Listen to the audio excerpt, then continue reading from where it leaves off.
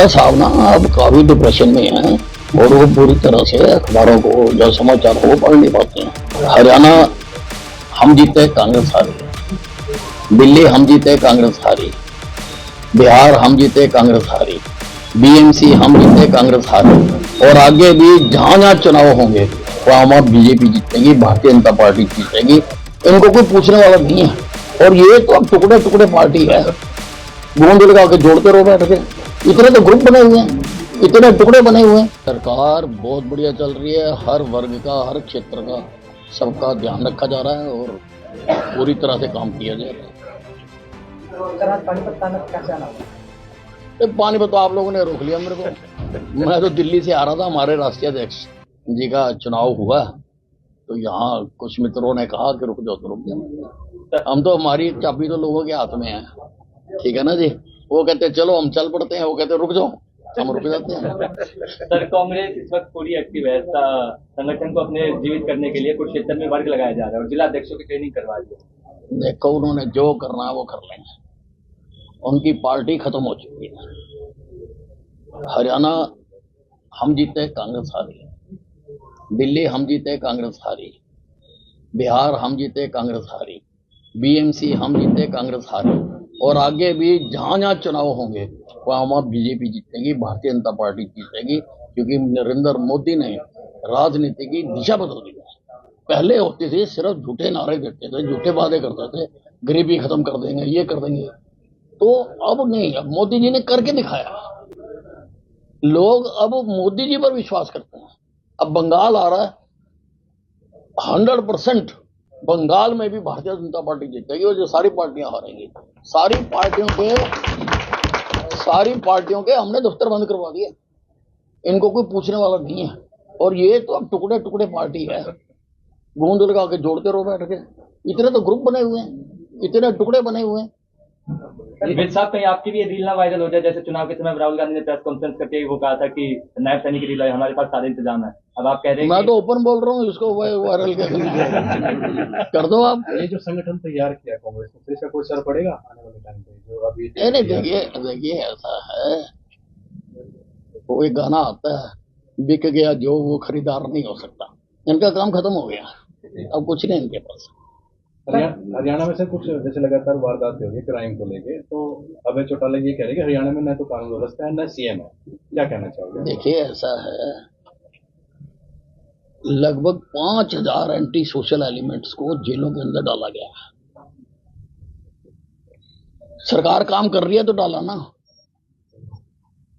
ऐसे तो नहीं पकड़ के किसी को डाला जा सकता। और काम कर रही है और पूरी तरह से नियंत्रण किया जा रहा है। और कहीं पर कोई अगर वारदात होती है तो हमारी पुलिस पहुंचती है, काम कर रही है। और डायल 112 जब मैं होम मिनिस्टर था हमने बनाई थी, और आजकल तो मिनट में 7-8 मिनट में डायल 112 पहुंच जाती है। विज साहब गाने के बड़े शौकीन है, अब हरियाणा में बदमाशी कल्चरों के गाने को बैन किया जा रहा है, ठीक है? मैं बदमाशी के तो नहीं गाता। नहीं, आप प्यार प्रेम के गाते हैं, आप प्यार प्रेम के गाते हैं, लेकिन गाने बैन हो रहे हैं। वो जो बैन होने चाहिए वो हो रहे। आपके डिपार्टमेंट में सर नया क्या कुछ आ रहा है?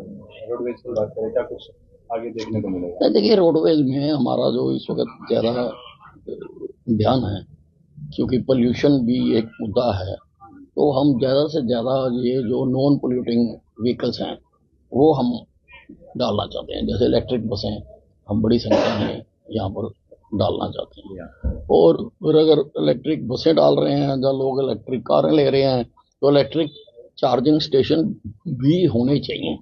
तो इसलिए हम इलेक्ट्रिक चार्जिंग स्टेशन भी बना रहे हैं। और ठीक है, पेट्रोल पंप वालों ने अपने वहाँ लगा दिया, लेकिन इसको तो, गाड़ी को तो चार्ज होने में 1 घंटा लगता है या 2 घंटे लगते हैं, तो फैमिली वहाँ बैठ नहीं सकती है। तो हम कोशिश कर रहे हैं कि हाईवेज के ऊपर अच्छे चार्जिंग स्टेशन लग जाएं, जहाँ जहाँ पर हमें होगी।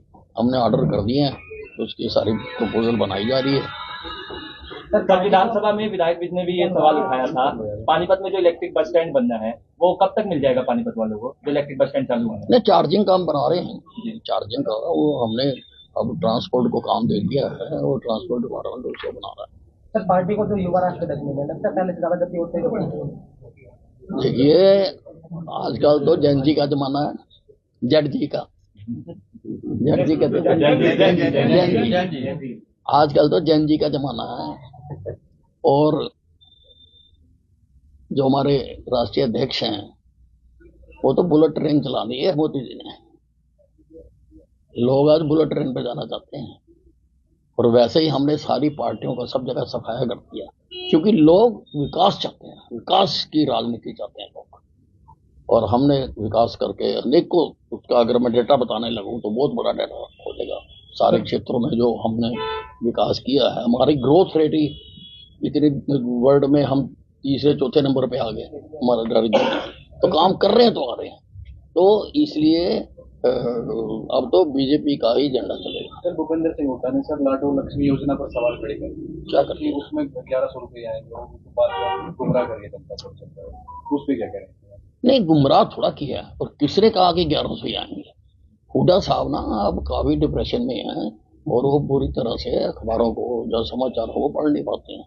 वो तो एक लोगों की मांग पर सरकार ने, ताकि गरीब आदमी के पास कोई बैंक बैलेंस भी होना चाहिए। परिवार में कई ऐसे आवश्यकताएं आती हैं जब बैंक बैलेंस की जरूरत पड़ती है। वो जो 2100 रुपया होता है वो तो फिर सारा खर्च हो जाता है, कोई बचता तो है नहीं, खुद तो कोई बचा नहीं सकता। तो सरकार उनका बचाने का काम करेगी। सबका जो है उनके नाम से पैसा जोड़ा जाएगा और 1100 कैश दे देंगे, 1000 हम जमा करते जाएंगे और 3 साल 4 साल के बाद उनके हाथ में पकड़ा देंगे। पैसा होनी चाहिए तो 100 काम अपने सवारेंगे। गरीब आदमी के पास पैसा आ जाए तो 100 काम कर सकता है।